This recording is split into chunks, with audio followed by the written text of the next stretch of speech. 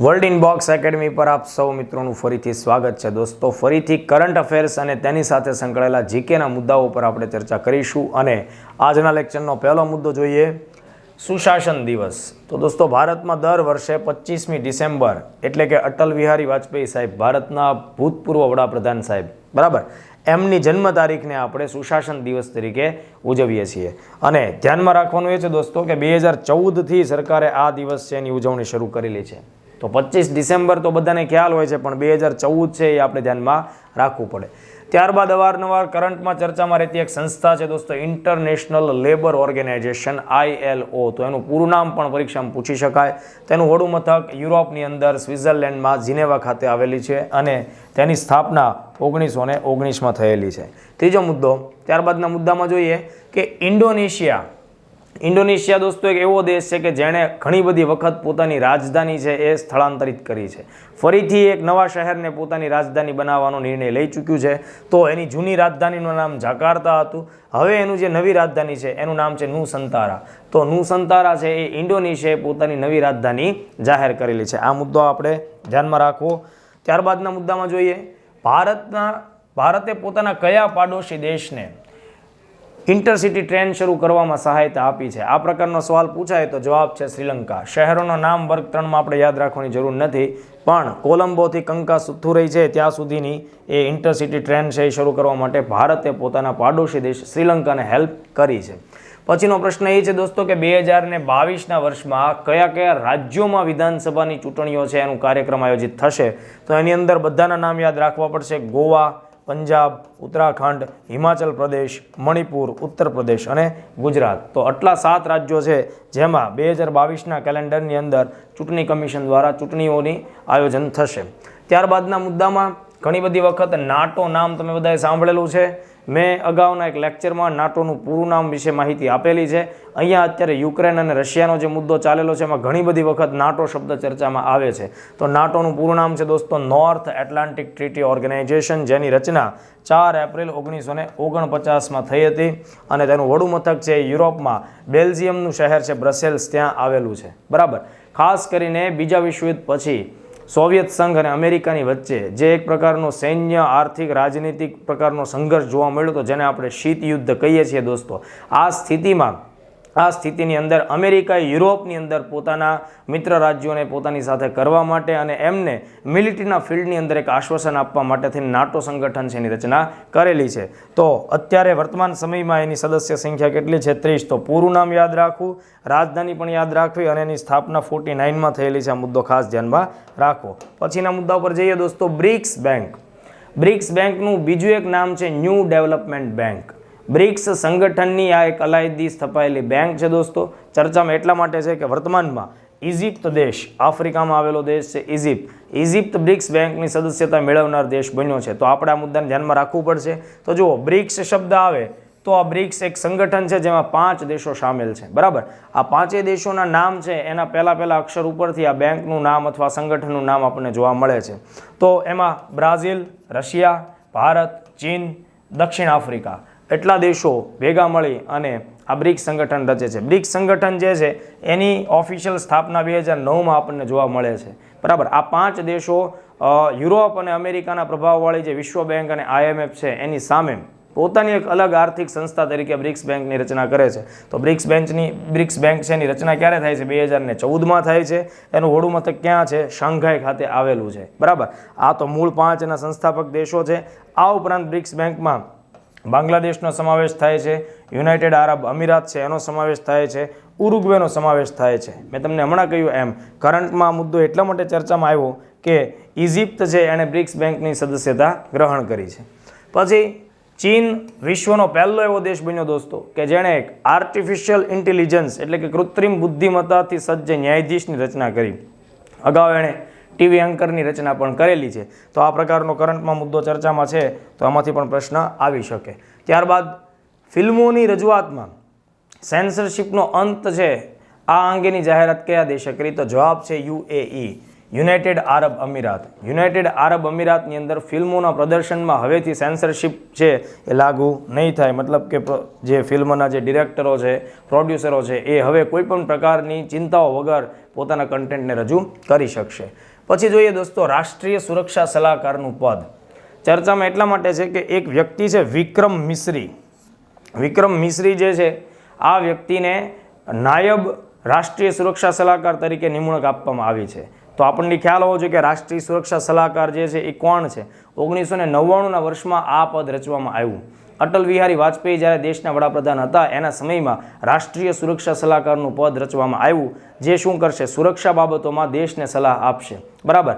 તો આ આખી પદ છે. અત્યારે વર્તમાનમાં અજીત ડોવાલ સાહેબ છે એ રાષ્ટ્રીય સુરક્ષા સલાહકાર છે અને એમને સહાયતા આપવા માટે થઈને એમના અંડરમાં બીજા કેટલાક નાયબ સુરક્ષા સલાહકાર પણ છે, જેમ કે ડી પડસલગીરકર છે, વિક્રમ મિશ્રી જેમની હમણાં જ નિમણૂક થઈ, આ મુદ્દો મેં તમને કીધો, રાજિંદર ખન્ના અને વિનોદ ખાનદારે અગાઉ આ પદ ઉપર ઓલરેડી કાર્યરત છે. તો વર્તમાનમાં આપણા દેશમાં 4 વ્યક્તિઓ નાયબ સુરક્ષા સલાહકારનું પદ ધરાવે છે. મેં તમને હમણાં કહ્યું એમ અટલ બિહારી વાજપેયીના સમયમાં આખું પદ રચાણું ત્યારે બ્રિજેશ મિશ્રા અથવા તો બ્રિજેશ મિશ્રા છે એ વ્યક્તિ આ પદ ઉપર રહેલા પહેલા વ્યક્તિ હતા.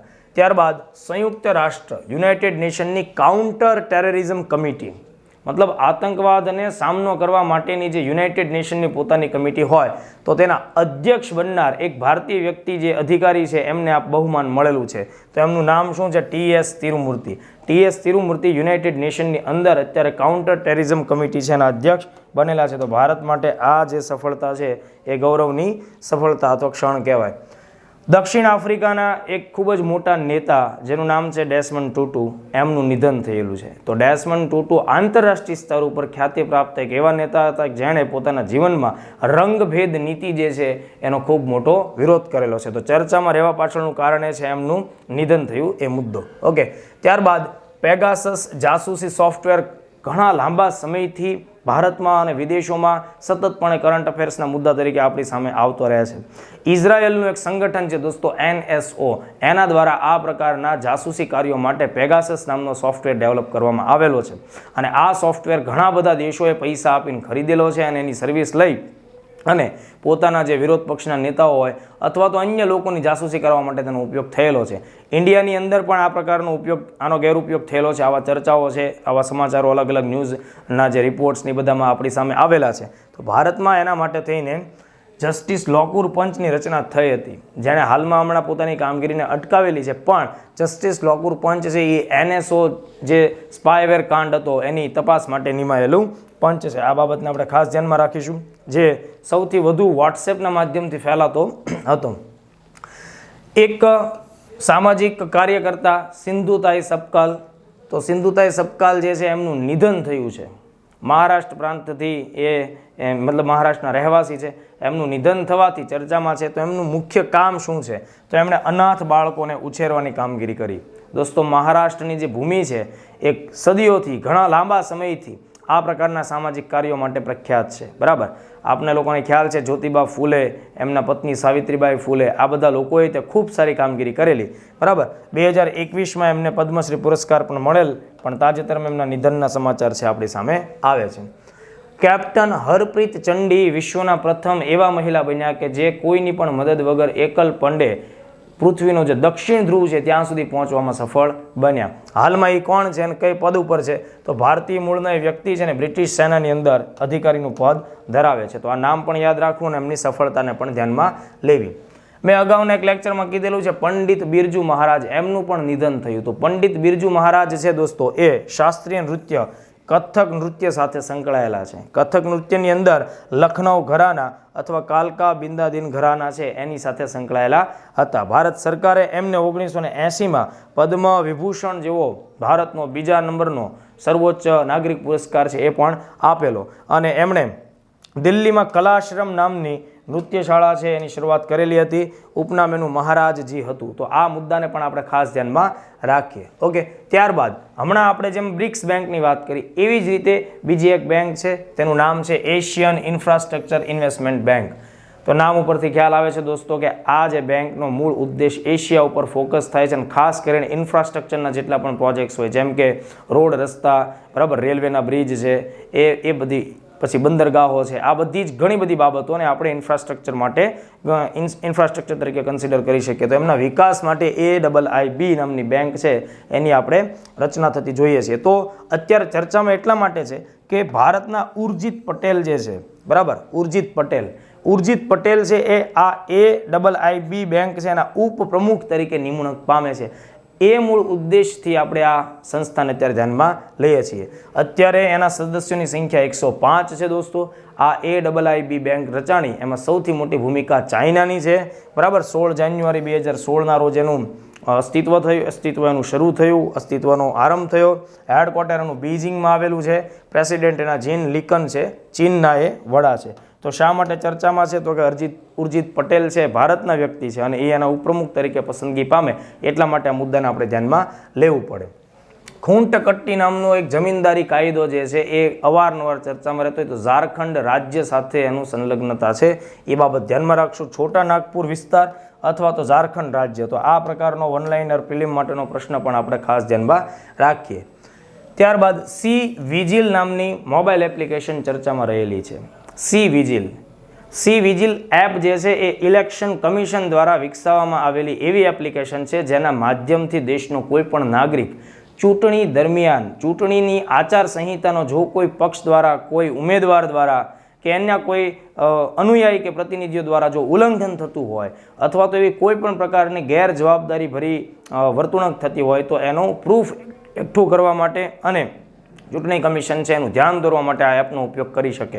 આ જે ઘટના છે દોસ્તો એનાથી ખરેખર ભ્રષ્ટાચાર ઘટશે, ચૂંટણી પ્રક્રિયાની અંદર ટ્રાન્સપરન્સી રહેશે અને વિશ્વસનીયતા એની જળવાયેલી રહેશે. તો C-Vigil એપ છે એ કોણ લોન્ચ કરે છે? ચૂંટણી કમિશન. અને એનો મેં ઉદ્દેશ તમને કીધો. તો મતલબ આ પ્રકારના મોબાઈલના માધ્યમથી તમે ખૂબ સારું ગુડ ગવર્નન્સ સ્થાપિત કરો એનું આપણને એક્ઝામ્પલ મળે છે. ત્યારબાદ મોર્નિંગ કન્સલ્ટ પોલિટિકલ ઇન્ટેલિજન્સ નામનો એક રિપોર્ટ અથવા તો આ જે સંસ્થા છે એના દ્વારા એક વિશ્વ સ્તરનો કયા રાજકીય નેતા છે એ સૌથી લોકપ્રિય છે આ પ્રકારનો એક સર્વે બહાર પાડવામાં આવેલો છે, જેમાં ભારત માટે આપણા જે વડાપ્રધાન છે શ્રી નરેન્દ્રભાઈ મોદી એ સમગ્ર વિશ્વના સૌથી લોકપ્રિય નેતાનું બિરુદ પ્રાપ્ત કરે છે. મતલબ લોકોનો સર્વે જે છે એમાં નરેન્દ્ર મોદીને દુનિયાના ટોપ સૌથી વધુ હોટ ફેવરિટ કહી શકાય એ પ્રકારના નેતા જે છે એ એનું સ્થાન મળે છે. તો આ યાદ રાખવું પડશે. મોર્નિંગ કન્સલ્ટ પોલિટિકલ ઇન્ટેલિજન્સનો આ રિપોર્ટ છે. બીજા નંબર ઉપર આંદ્રે મેન્યુઅલ એબ્રોડોર છે જે મેક્સિકોના રાષ્ટ્રાધ્યક્ષ છે અને ઇટલીના મોરિયો ડ્રાગરી છે એ ત્રીજા સ્થાન ઉપર છે. તો આપણા માટે પ્રાઇમ મિનિસ્ટર મોદી સાહેબ છે ફર્સ્ટ રેન્ક ઉપર હોવાથી આ જે રિપોર્ટ છે એને ધ્યાનમાં રાખવો જોઈએ. એકાદી એક્ઝામમાં આ પ્રકારનો પ્રશ્ન પૂછેલો છે કે ભાઈ ભારતને કાલા પાની વિવાદ કયા દેશ સાથે છે? તો આ મુદ્દાને ધ્યાનમાં રાખીને આપણે અહીંયા ક્યારેક ચર્ચામાં રહેતા મુદ્દાઓ તરીકે જોઈએ તો ભારત અને નેપાળ આ બંને દેશો વચ્ચે કેટલાક સ્થાન ઉપર જમીનના વિવાદ ચાલે છે. તો એ સ્થાનો કયા છે? તો જો એક તો લિપુલેખ વિવાદ તમને પૂછાય અથવા કાલા પાની પૂછાય અથવા લિમ્પિયા ધુરા પૂછાય, બરાબર. તો આ ત્રણમાંથી કોઈ પણ શબ્દ આવે તો એનો જે જમીનનો અથવા તો સરહદી વિવાદ છે એ ભારતનો કયા દેશ સાથે છે? પોતાના પાડોશી દેશ નેપાળ સાથે વિવાદ ચાલે છે. લુઈસ હેમિલ્ટન વિશ્વવિખ્યાત રેસિંગ કાર ડ્રાઈવર છે, એમને તાજેતરની અંદર બ્રિટિશ સરકારે નાઇટહુડનો ખિતાબ આપેલો છે, એટલા માટે વ્યક્તિ ચર્ચામાં છે. તો લુઈસ હેમિલ્ટન જે છે એનું ક્ષેત્ર પૂછાય તો રેસિંગ ડ્રાઈવર છે. અત્યારે ફોર્મ્યુલા 1 રેસિંગમાં મર્સિડીઝને રિપ્રેઝેન્ટ કરે છે અને બ્રિટિશ નાગરિકતા એની પાસે છે. ઓકે, ત્યારબાદ એક સવાલ જોઈએ કે ગુજરાતના કયા શહેરમાં સ્વર્ગસ્થ CDS બિપિન રાવતના નામ ઉપરથી બ્રિજનું લોકાર્પણ અથવા તો એનો શિલાન્યાસ થયો, બરાબર, અથવા તો એનું ઉદ્ઘાટન થયું કે બ્રિજને નામ આપવામાં આવ્યું? તો જવાબ છે રાજકોટ. રાજકોટ શહેરની અંદર રેલવે અંડર બ્રિજને CDS બિપિન રાવત સાહેબ છે એના નામ સાથે જોડવામાં આવેલ છે. તો આ મુદ્દો ગુજરાત સાથે કનેક્ટ છે અને ધ્યાનમાં રાખીશું. ત્યારબાદ પેટા નામની સંસ્થા છે. પેટા નામની સંસ્થા દર વર્ષે વિવિધ પ્રકારના પુરસ્કારો આપે છે, જેમ કે પેટા India person of the year તરીકે આ વર્ષે એમણે આલિયા ભટ્ટને પુરસ્કૃત કરેલ છે. ઉપરાંત પેટા ઇન્ડિયાએ સૌથી સુંદર શાકાહારી તરીકે અક્ષય કુમાર અને ભૂમિ પેડનેકર છે એને આઈડેન્ટિફાઈ કરેલા છે. તો પેટા ઇન્ડિયામાં પેટાનું પૂરું નામ તમારે ધ્યાનમાં રાખવાનું, people for the ethical treatment of animal. એની રચના અમેરિકાની અંદર 1980માં થઈ હતી વર્જિનિયામાં. ભારતમાં એનું વડું મથક મુંબઈ ખાતે છે અને વર્ષ 2000માં પેટા ઇન્ડિયા શાખા છે એની શરૂઆત થઈ. તો ખાસ ધ્યાનમાં રાખવાનું, પેટા India person of the year તરીકે આલિયા ભટ્ટ છે એ પસંદગી પામે છે. ત્યારબાદનો પ્રશ્ન જોઈએ. ઐતિહાસિક નગરી વડનગર, મોદી સાહેબનું વતન વડનગરમાંથી આપણને 1000 થી 1200 વર્ષ જૂનો બુર્જ અને કોટ એટલે કે આ પ્રકારનો કાટમાળ છે મળી આવ્યો છે? તો જવાબ છે એનો વડનગર, બરાબર. અને આ જે કામગીરી કરે છે archaeological survey of India, ASI. દોસ્તો, આર્કિયોલોજીકલ સર્વે ઓફ ઇન્ડિયા નામની સંસ્થા છે એની સ્થાપના 1861ની અંદર થઈ હતી અને એલેક્ઝાન્ડર કનિંઘમના પ્રયત્નોથી આ ASI નામની સંસ્થા સ્થાપિત થઈ. ASIની જ્યારે રચના થઈ ત્યારે ભારતની અંદર વાઇસરોયનું પદ લોર્ડ કેનિંગ પાસે હતું. તો અત્યારના લેક્ચરમાં આપણે એટલા મુદ્દાઓ સાથેની ચર્ચાને અટકાવીએ છીએ. ફરીથી આપણે નવા મુદ્દા સાથે મળીએ. જય ભારત, જય હિન્દ.